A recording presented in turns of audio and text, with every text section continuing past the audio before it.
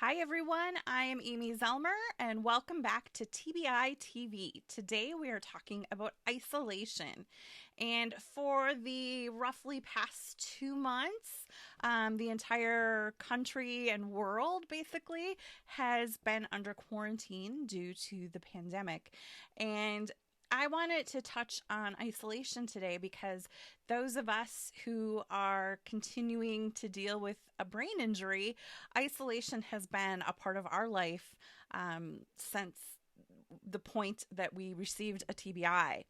And, it's one thing to self isolate because you're choosing to.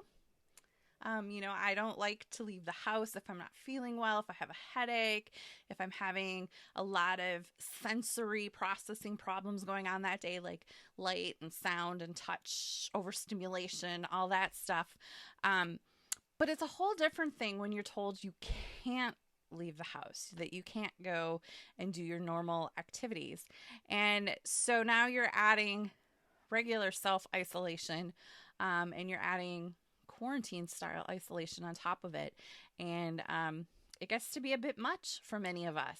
And I know I have been trying to keep the community connected by doing some Zoom meetups, and I have done TBI bingo over Zoom, just to try and keep people's spirits up and keep people connected with each other in the community.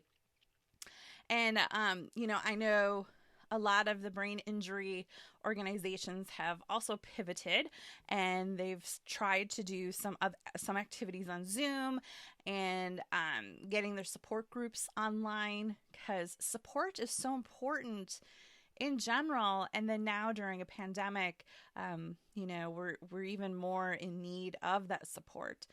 But for those of you who may be watching that are caregivers or loved ones, or who are just curious about brain injury, in general, we tend to self-isolate because going out can just be way too overwhelming.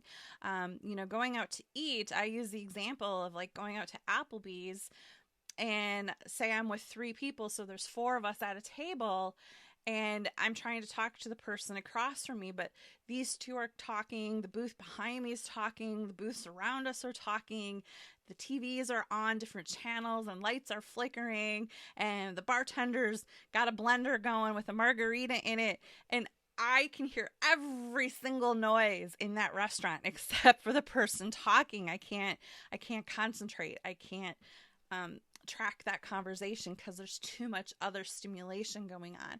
And so we often choose not to leave the house because that overstimulation is going to take us out for a couple days afterwards.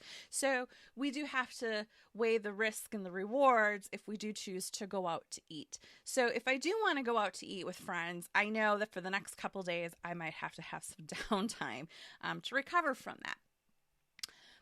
But what I want to stress is that we still want the invitation. We still want to be able to make the choice if we want to go out with you or not. And, that often gets very lost after the first couple weeks or months of a brain injury. People start even inviting you, like, well, she's not going to want to go. And that's not the reality. It's not that we don't want to go out. It's that we really can't. Like, it's too much energy. And then the anxiety kicks in because we know that it's going to consume our energy, and we might, have a meltdown sitting in the restaurant. I know there was a time early in my journey.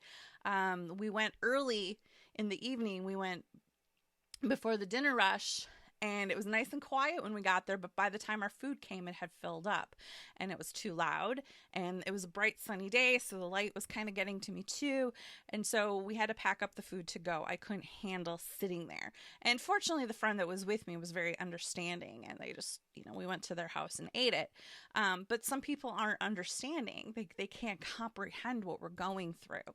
So that's why we tend to isolate, because going out into the world can be really overwhelming.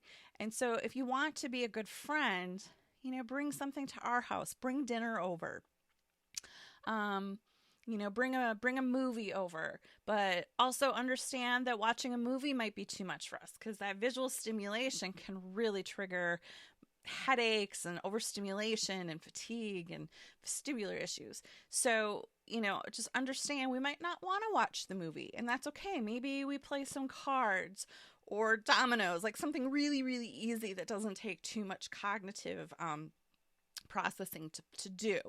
But come to us, meet us in the middle. It's challenging to not ever be able to leave the house, but those of you who are now going through quarantine, maybe you can have a little more empathy now for us. Like I said, we choose not to leave the house, but at the same time, it's not a choice. It's a lifestyle because it's hard to leave the house.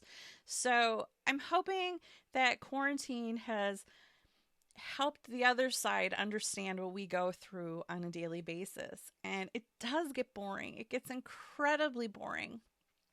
And, some of us have physical restrictions that don't allow us to, go for a walk even. We might have physical limitations. So we can't get out and go for a walk or ride a bike or do exercise activities. So it gets really, really challenging. So I hope that this can help the world have a little more empathy for those of us dealing with a brain injury and its lasting effects. And those of you watching who are maybe new to the journey, it can get better, and absolutely don't lose hope. There's providers out there who truly do know how to help us. I found a lot of relief in functional neurology. And I know that there's other providers out there as well, and other survivors who've had great success with other therapies. But you have to look outside the box of traditional medicine. And that can be a bit tricky, but there really, truly is help out there, and it does get better. And, I still have moments where I prefer to self-isolate, but I also am able to go out and network and interact with people. And I just have had to learn how to weigh that risk and that reward and know that I might need to have a few days of recovery after going to an event. So I hope that you find this video helpful. If you have, please like it, comment, and share, and help other people who may be struggling with isolation after brain injury find this video as well. So thank you for watching, and I'll see you in the next episode.